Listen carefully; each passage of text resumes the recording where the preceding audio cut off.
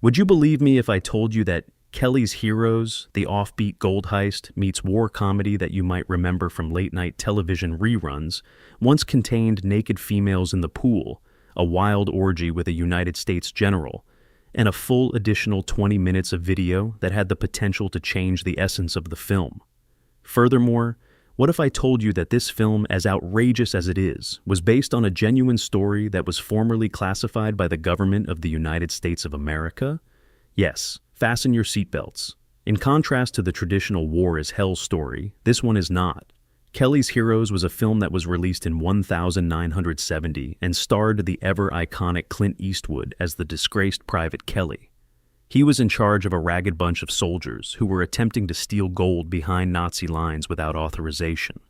Who makes up the cast? Telly Savalas, who plays the jovial and lovable Big Joe, Don Rickles, who plays the snarky wheeler-dealer Crap Game, Carol O'Connor, who plays the clueless General Colt, and Donald Sutherland, who plays Oddball, the tank-driving, peace-loving proto-hippie who seems to have wandered in from Woodstock rather than the Western Front. This is a murderer's row of charisma. A movie that was this close to being something completely different can be found hidden beneath the explosive action and wisecracks that are sprinkled throughout the film. Allow me to take you back to the beginning. It was only because Don Siegel, Clint Eastwood's go-to filmmaker, was going to be directing Kelly's Heroes that he decided to sign on for the project. As a result of Siegel's inability to complete the post-production work on Two Mules for Sister Sarah, Brian G. Hutton, who had recently directed Eastwood in Where Eagles Dare, took up the directing duties. At one point, the film was referred to as The Warriors, and then Kelly's Warriors, and finally, it was given the title that we are familiar with today. Yet, by that point, the harm had already been done. While MGM was in the midst of a chaotic time of leadership shuffles and corporate takeovers, they took control of the edit, which resulted in the removal of 20 minutes from the final cut and a more upbeat tone. Where did we fall short? Just a few scenes that brought a significant amount of emotional depth and significant character development. A tense standoff in a barn, in which the platoon comes dangerously close to turning on Kelly at gunpoint, was one of the sequences that was cut out. In another, Big Joe and Kelly were seen discussing their mutual exhaustion from the fight, and their annoyance at being considered as expendable. In addition, there was a shot that showed an injured German soldier that Kelly discovered among the debris. This was an image that could have added a sad touch to the mayhem that was occurring during the last assault. Indeed, you did hear that correctly. In addition, there was a scene that was cut out that took place by the poolside and featured naked females and German soldiers. Additionally, there was a scene in which General Colt, who was portrayed by Carol O'Connor, was caught in bed with many women when he was informed of Kelly's alleged heroic breakthrough.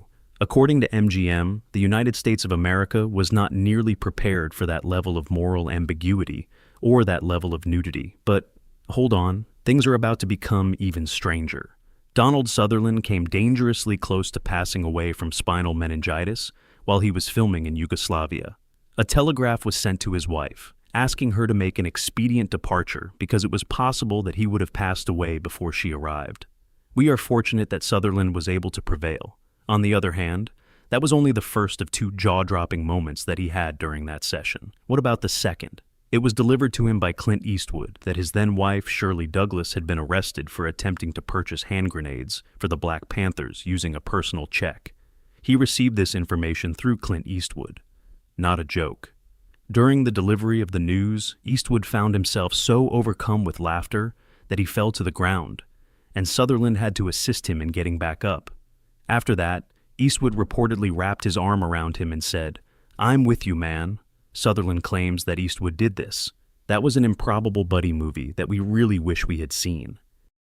To return to the movie, it was partly due to the fact that the country still possessed operational World War II tanks, most notably the M4 Sherman, that the film Kelly's Heroes was made in the Istrian village of Vizenada, which was located in what was then known as Yugoslavia. With painstaking attention to detail, the factory was able to transform Soviet T-34 tanks into reproductions of Tiger I tanks that were believable.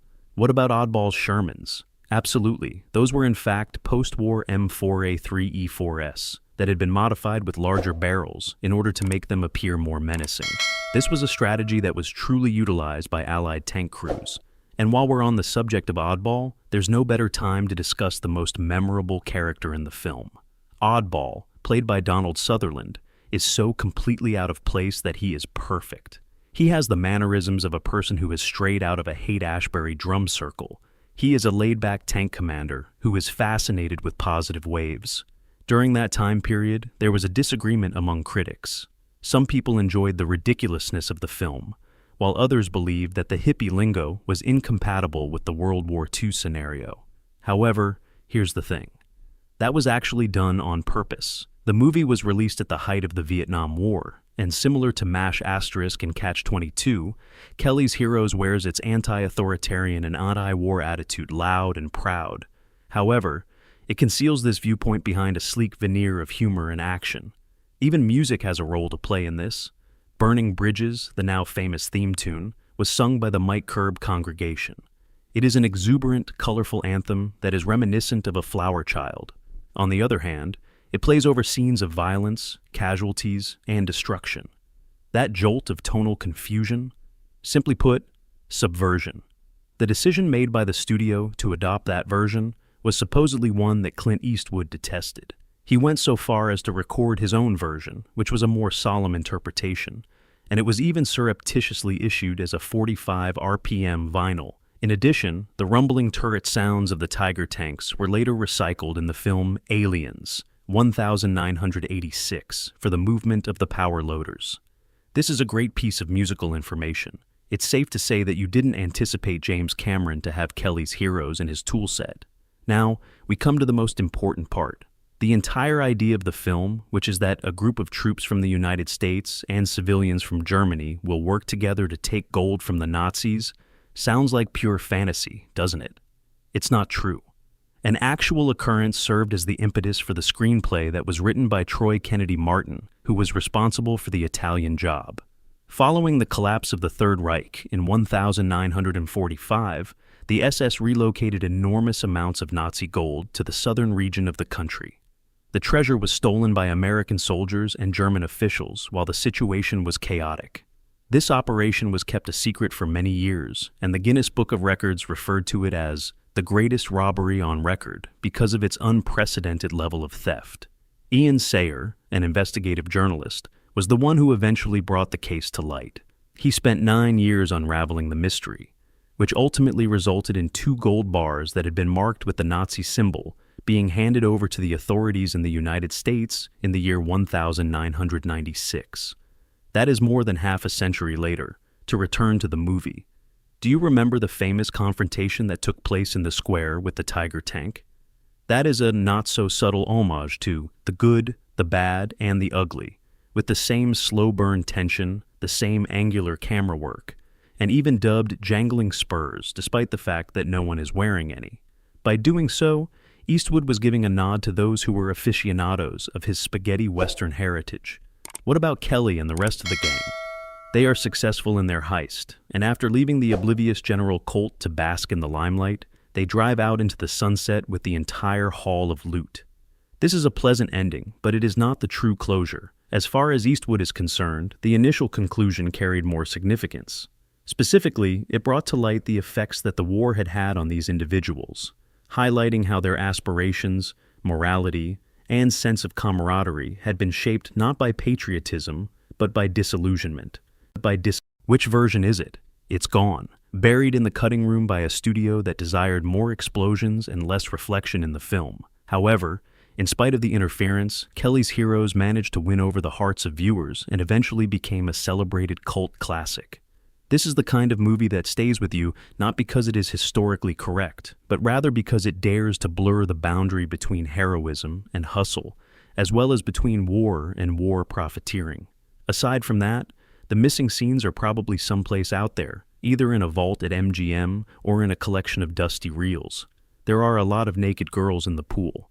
The bed of the general was made up of lovers. It was the tenacity and the spirit that could have elevated Kelly's Heroes to a level that was beyond that of a simple, enjoyable movie-going experience. Now is the moment for you to provide feedback. Do you have any thoughts? Would it have been appropriate for the studio to distribute the original version with all 20 minutes intact? Does the final version of Kelly's Heroes strike the proper tone for its time? Or would it have made the film even better if it had been taken into consideration? Share your opinions with us in the comments below, and let us know which scene from this cult classic war film is your favorite.